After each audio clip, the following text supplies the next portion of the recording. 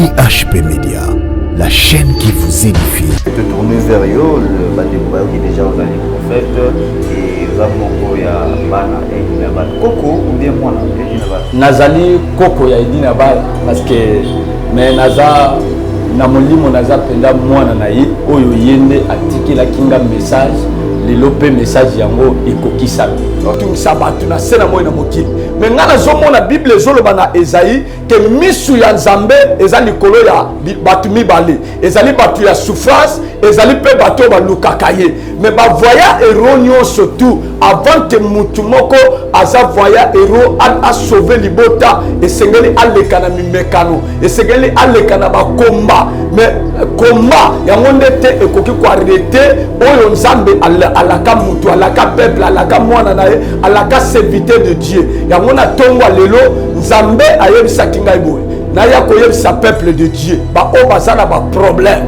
ba o bazalaki bazana vie lokola Gédéon soki ye nzambe asalelaki Gédéon cela veut dire na tongwa lelo à cause à parole oyo nzambe azokende koyebisa nga mutu moko akolanda nga o akolanda biso na chaîne oyo ayeba ke parole oyo na tongwa lelo e na memeli mutu moko oyo aza malade oyo aza na problème oyo atombolaka ta motu te na famille c'est que ye wana nde na tongwa lelo nzambe azo proclamer na année oyo na mois oyo aza voya héros cela veut dire aza mutu makasi soit azo délivrer libota na ye soit ye moko aza na makambo oyo banda bakoko na ye loi wana esilaka te mais problème nanga eza eloko oyo ebandaki kokanga Gédéon ezalaki problème ya hôtel ya Baal. IHP Média, la chaîne qui vous édifie.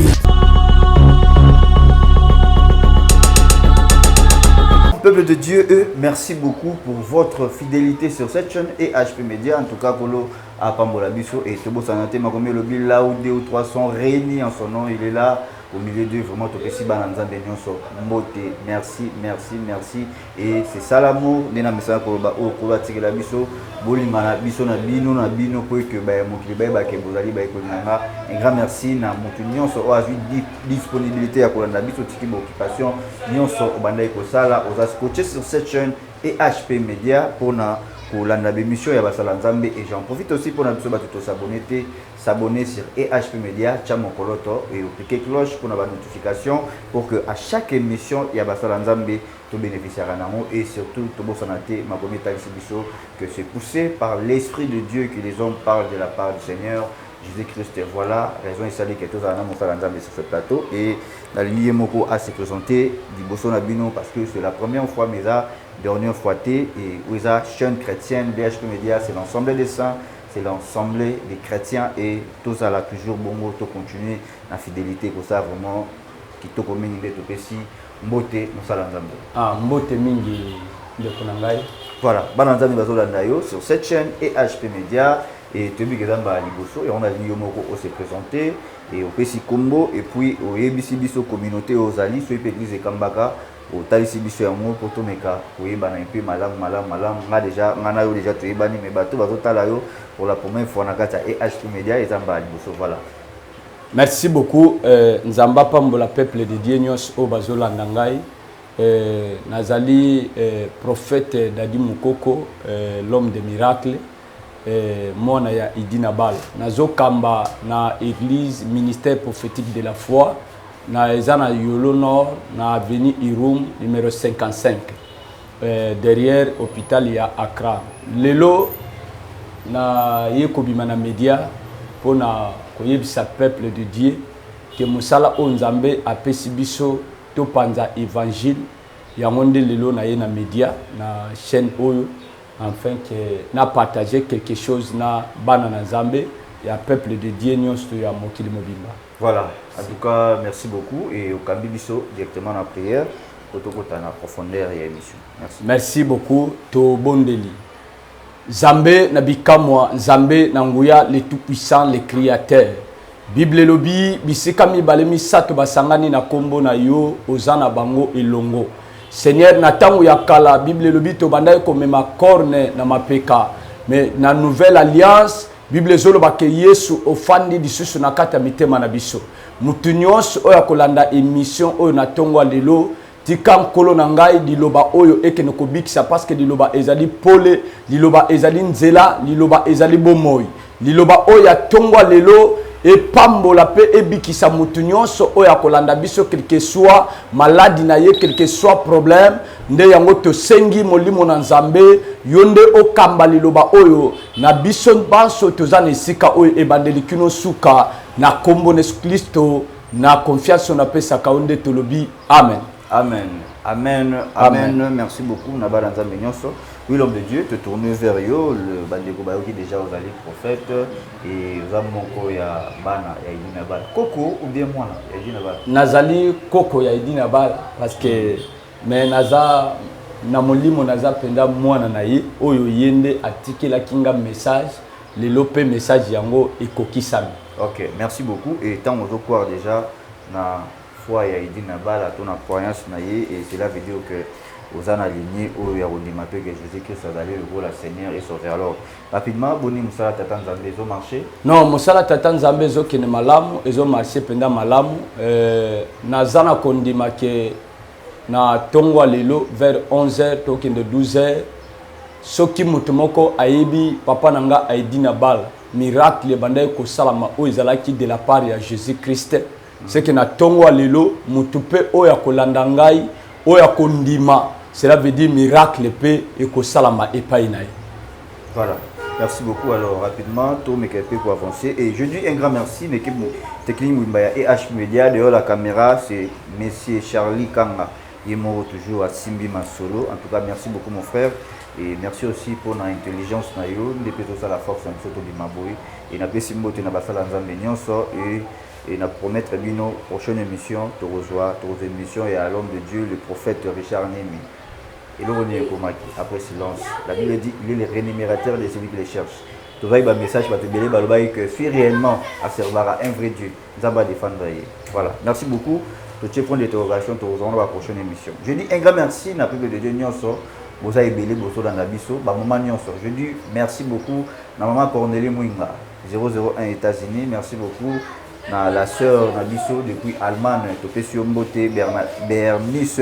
Vainqueur, Fondation Vainqueur toujours est là, voilà.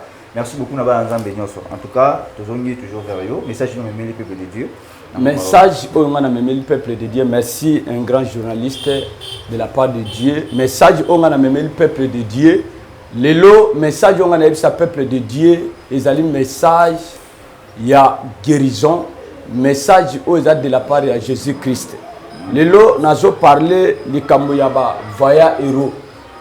To batu ya makasi peuple muto ya botami aza muta makasi nini akokuta nongo na vie nini oyo eza kati na ye nini soki ye atelemi a se confier na Nzambe eloko nini akoki kobika na yango soit muto aza na malade soit muto aza na ba problème soit muto pauvreté linga soit muto yo abalaka te mais problème nanga lelo ezali na ye ko détruire muto moko aza na kondima à côté de ma famille pour détruire l'hôtel et la famille.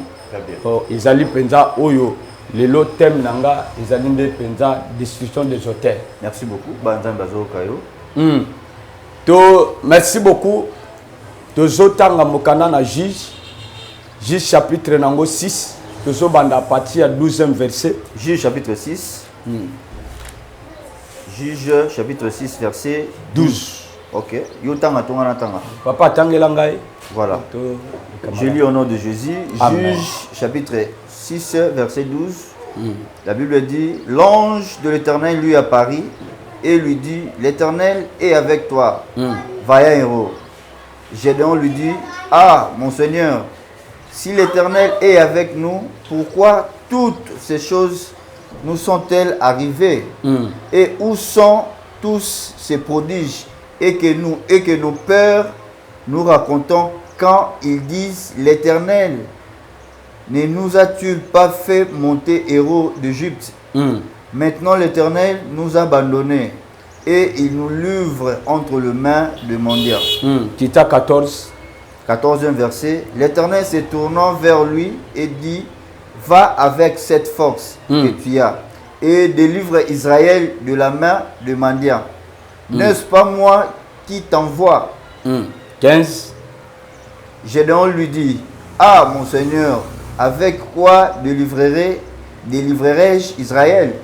Voici ma famille est la plus pauvre en Manassé, et je suis le plus petit dans la maison de mon père.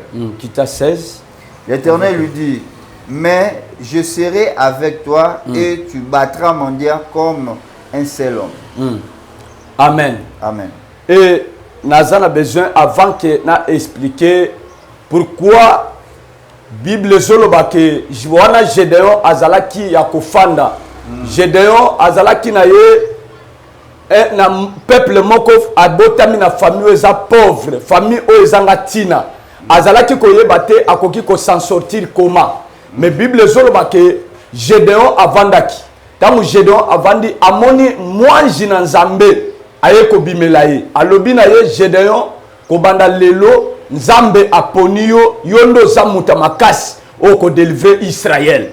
Gédéon azotu na Nzambe mwanji na Nzambe alobi soki Nzambe ya solo azali na ngai boni ba pasi ya makasi ya boye ekoki koyela biso. Mwanji alobi na ye ete Nzambe azali na yo yonde mutu oyo kozala muta makasi oko bikisa Israël. Gédéon azoloba na mwanji alobi lolenge nini ngai mutu o na botami na famille eza pauvre. Famille o eza pauvre. Lolenge nini ngai na koki kokende ko bikisa Israël.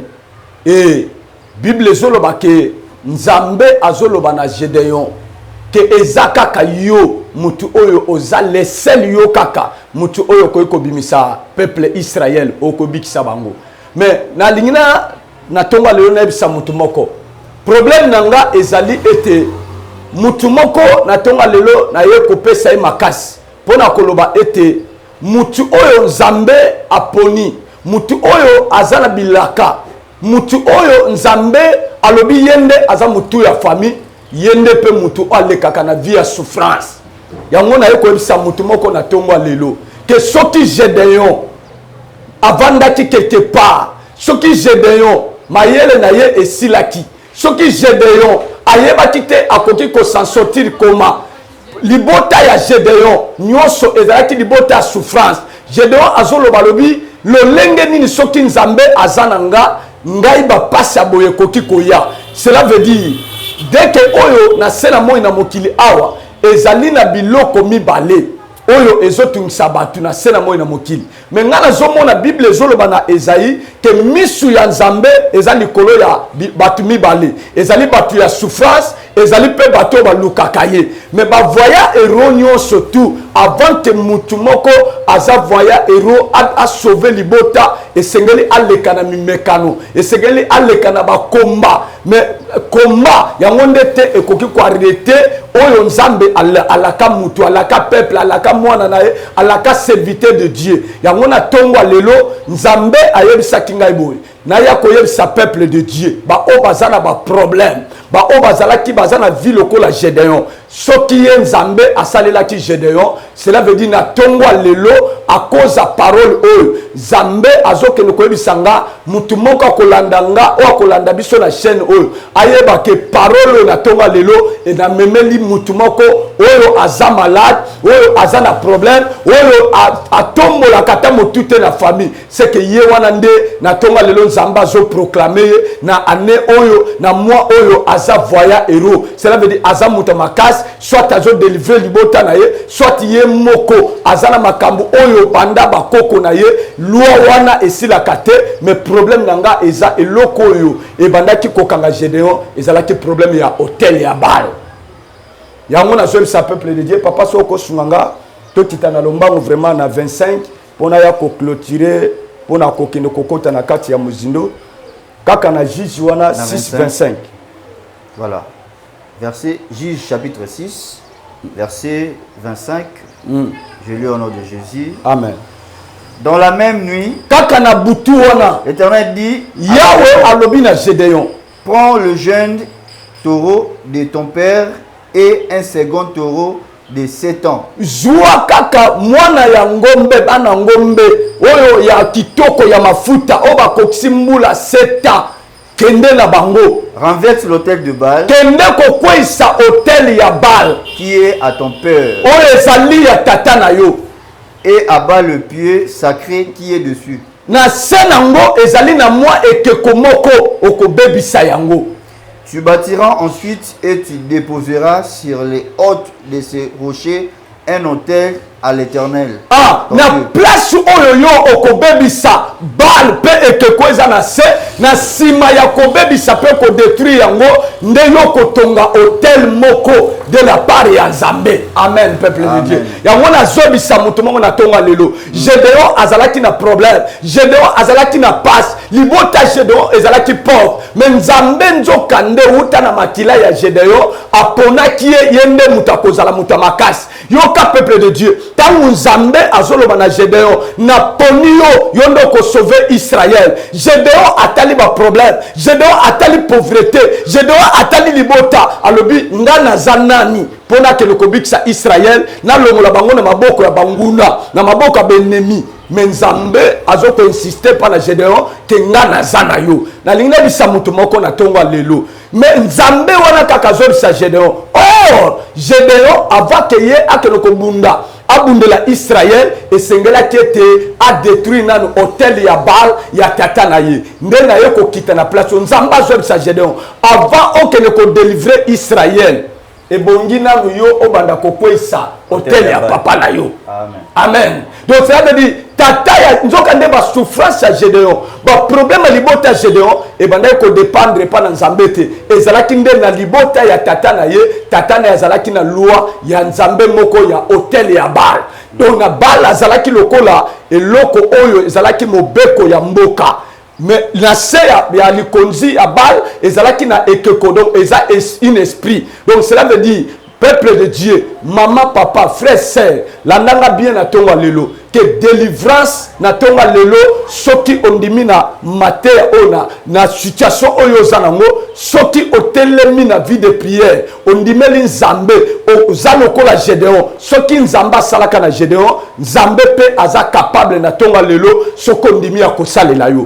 Problème ya Gédéon, ezalaki problème teke, Gédéon a kopambola maté mais ezalaki problème que na kati ya famille ezalaki na loi ezalaki ya un hôtel maman papa frère sœur musal na Nzambe évangéliste apôtre prophète soki nanu hôtel ya Baal ya famille na yo ebukanite yeba ke libanda atobundi bitumboko longa te Gédéon azalaki ami yeba kite o yazalaki mais nzoka nde Nzamba bengaki voya héros tangu tana ye ekokaki Gédéon Nzamba proclamé voya héros elingi koloba mutu makasi nazobisa mutu moko Nzamba tali alobi Gédéon soki alinga bundela Israël eloko ebandaki ko réclamer Gédéon ezalaki nde Nzambe ya tata na ye. Cela veut dire lelo na nebisa mutu moko derrière maladie na yo y a quelque chose. Derrière problème na yo y a quelque chose. Soki otelemi soki renverser Nzambe ya Baal ya tata na yo Baal azanan. Donc Bible soloba ke Baal azalaki soki eloko nyoto elingi salama na mboka to na libota Gédéon faut ba consulter Baal. Soki ba consulter Baal te cela veut dire moyen likambo salama na famille ezate mais nani esengelaki oyo akoki ko renverser Baal ezalaki kaka Gédéon. Mais Gédéon azalaki na Gédéon azalaki na libota passe na lingina bisa mutu moko na tonga lelo ba kombo zoleka nango na lingina bisa mutu moko na tonga lelo maladi ozanango na lingina bisa mutu moko na tonga lelo e kombo zanango ezo dépendre pour le pas ya tatate pour le pas ya mamate pour le pas ya frère te pour le pas ya mutu moko te mais sengeli conscience na yo etele misayo peut te yo o comprendre que na famille ezana eloko moko ezaba benga kango Baal et chaque tribu chaque école eza mutu na mutu bazana banzambe na bango bokoko na bakongo bazana na kodia na bateke bazana bampungu na bangala bazamba na batu na Nzambe na bango frère sœur maman papa homme de Dieu et loko ezokanga yo o progresser te na ministère na vie na yo ezali likambo ya hôtel ya famille. Amen, amen, amen, amen. Voilà, merci beaucoup. Je dis un grand merci na peuple de Dieu nyonso et merci toujours pour votre disponibilité qui m'a été en tout cas. Merci l'homme de Dieu et nous allons continuer couper ça yo ba grâce et belle un peu intelligence nema comme lobby c'est poussé par l'esprit de basali nzambe balobara na tina ya kolo yeso. En tout cas, merci beaucoup pour le message Kitoko et n'hésitez pas, numéro à l'homme de Dieu est juste affiché na bas écran, appelez, vous en avez un problème, vous en avez besoin, nzambe orienté on a prière, vous en avez un problème moko, Bible le biso confié à l'Éternel, vous serez affermés, mais à ses serviteurs vous réussirez. Donc n'hésitez pas à appeler l'homme de Dieu, vous en avez un problème, consultez ndenge nzamba salaki Moïse, nzambe lota Pharaon, nda ko sala pe, mosala nzambe lota bamunana. Nzamba pambola biso alors, au bilo moza très capital et j'espère que Charlie te traîne à 5 minutes déjà et toi avancer moi plus rapide. Alors et le comment il est très capital. Et ça, dans le bateau, ça a un problème, bien sûr. Mais on dirait que ça dépend aussi des dons. Est-ce que moi, don à guérison, les alliés? Est-ce que moi, don Moronza m'a fait sur les alliés? Parce que ce n'est pas donné à n'importe qui. Il y a rechassé, il y a pour guérir. Oui, mon tenir soit pour prier, paix, à bénir malades et guérir, selon pouvoir on zamba tchabat. Mais est-ce que vous posez la capacité? Oui. Et dès que Nzambe a bengingai, c'est qu'à pesinga ba capacité nyos. Nzamba lobi Moïse na salio Nzambe devant Pharaon. Cela veut dire tant Moïse a commencé devant Pharaon, à la kisaki que Nzamba zanaye nyok nzete à Moïse et melaki ba nyoka nyoto ya Pharaon. C'est que aujourd'hui na tongo lelo mutu nyoto akondima na o déclarer pour naye que soit malade naye, que soit problème naye, au mona lobo kwa Nzamba. Amon a le beau Nzambe qui miracle les années. Voilà, merci beaucoup. En tout cas, toujours croire dans la grâce aux gens parce que depuis que Nzambe sera fait vision, après ça va faire provision, d'un appel sur l'icône, c'est que moi donc quelque part les alliés, topé bouya parce que c'est l'onction qui attire. Et j'ai pas battu la belé boé de soya. Télévision à HP Media et Nzambe est déjà non c'est go bonisa malelo. Voilà, tout comme déjà na souka émission et je dis un grand merci na ba Nzambe non so boza ki boso. Et belé a été envoyé pour la biso, tu as été pour la battre la biso et tu commis na souka avant tous c'est la papa parole, n'a continue toujours pour remercier bino pour la prière, ba message na bino, ba appel na bino, pourquoi pas ba critique et on peut ça la rendre force na biso. Voilà, merci beaucoup et tout ça qui na monsala nzambe sur ce plateau, le lobi na biso oya ko yamba monsala nzambe na considération ba sala nzambe récompense na ye pe ko zongela ye ya ba sali ya nzambe. Et voilà pourquoi to lingi ngai na yo toute émission on a considération pour que bénédiction et bakolanda biso le lobby il fait grâce aux hommes, il suffit de avoir calme et comme na papa éviter dernier mot par rapport à cette émission et vos amis. Bon, est-ce que ça va bengi mo ko yamba téléphone parce que et moi les baku bande ko babeta ma les ali ka bengi mosala nzambe komi azana te rappeler bobo le rôle ba sala nzambe belé to biso ko bengi azali ko la cher mazane wana. Voilà. Bon. Pour nangai téléphone numéro ezawana na écran eza numéro nangai soko benginga ezala butu ezala moi eza pe na WhatsApp donc eza direct ngamoko donc eza par intermédiaire te par frère te sœur te eza auzwangai mbala moko ndenge na lobby wana donc ezala epananga na yambaka chaque mardi donc soki muta benga kan appel ou bien na WhatsApp au monanga. Voilà, merci beaucoup. Un grand merci à peuple de Dieu Nyonso. Un grand merci derrière la caméra, Monsieur Charlie Kanga Image Pro. Un grand merci à notre papa Osé Mamni et à maman GH. Et pourquoi pas on appelle sa maman Tony Hortense et à papa Anderson. Merci beaucoup. Et anniversaire tous les cas, pour profiter de souhaiter joyeux anniversaire à notre maman Tony Hortense qui est du bonheur, prospère en tous égards. Et que le Seigneur veille sur vous au nom puissant de Jésus-Christ. Alors, comme Nasuka, Jésus-Christ a banné sur le cola alpha et pour tirer P, à le cola oméga. Voilà, merci. Merci beaucoup, peuple de Dieu. Moutounyoso, ici, Ozolandanga, Tokolandangai, na moi retard, Nazana besoin de toucher kaka. Ici, Sokoza malade ou bien Ozana problème, au tchelo boko na motema. Nazo déclaré état que Moussal Nanzambe, Soki Gédéon. Azwaki ordre par Nzambe akene ko sauver Israël. Gape nazwaki ordre par Nzambe ya ko guérir, ya ko déclarer ndenge moko Bible zoloba na mokanda Esaïe que l'esprit du Seigneur ekitaki pananga apakolinga mafuta. Ngape nazwi mafuta eze pananga na déclarer. Zamba tata nanga idina bal. Et sika nyoto zwami nazobanda koyebisa yo ke na détruire o ezali hôtel nyoto ya famille, quel que soit hôtel à maladie, quel que soit hôtel ya ekomba, quel que soit hôtel ya célibat, quel que soit hôtel ya pauvreté, lelo na ye ko déclarer liboso na yo que na kombo na Yesu Christ Nazareth, soko bota kate parole oyo epesa yo bana, guérison elandao jusqu'à maintenant, quel que soit toutes sortes de maladies aux anango. N'albi que aux la délivrer au nom de Jésus. Soko landinga, même aux ala qui n'a su ya ba hôtel ya famille, ya ba libota bo maman bo papa, na déclaré hôtel wana, ndenge nzamba lobi na Zorobabel, que ngomba nyonso ko se présenter liboso na yo, quel que soit montagne nyonso, ko buka na pe na déclaré, montagne nyonso ko telema liboso na yo, quel que soit montagne, o ba parano o ba lemba, o maman no lemba, o papa lemba, na bike epana yo ekwe au nom de Jésus. Koufe lungwe epana yo, maladie lungwe epana yo, ba problème lungwe epana yo, na déclarer take mosal na nzam. Endroit oyo zali, même na musika, même na pembeni, même que te soit maladie na yo, même ba médecin ba lembi, même oza na mbete hôpital, même oza na prison, lokola Joseph, oyo atala ki porte zala kite, me batikela ke likolo, ngapela yebisio, que parole oyo, même na mbete hôpital, au telema, même bato batambola kate, au tambola, même bato ba mona kate spirituel physique, et guérir misu na yo au nom de Jésus. Yango na déclarer na tonga lelo que mutu nyonso oyo makambo ezo simba te e simba, na déclarer pe na prophétiser pour na yo. Esika o papa komate yo koma, esika o mama komate yo koma, nde na déclarer que telema, nde na déclarer que lamuka, nde na déclarer que mabele pe likolo ezako fungwama, nde me Bible solo ba que toza na clé oto kanga na se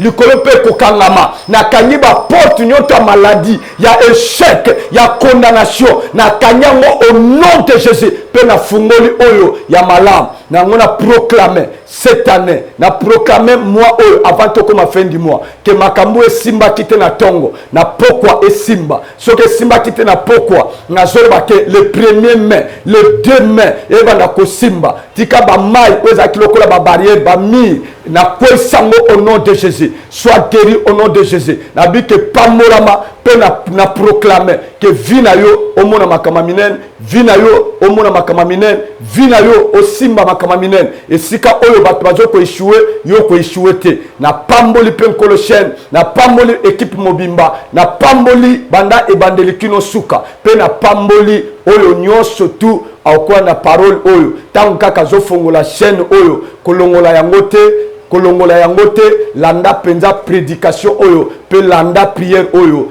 et sika oza malade, touché wana, tia kondima, pe lilobana nzambe, ekobiki sayo, amen. Amen.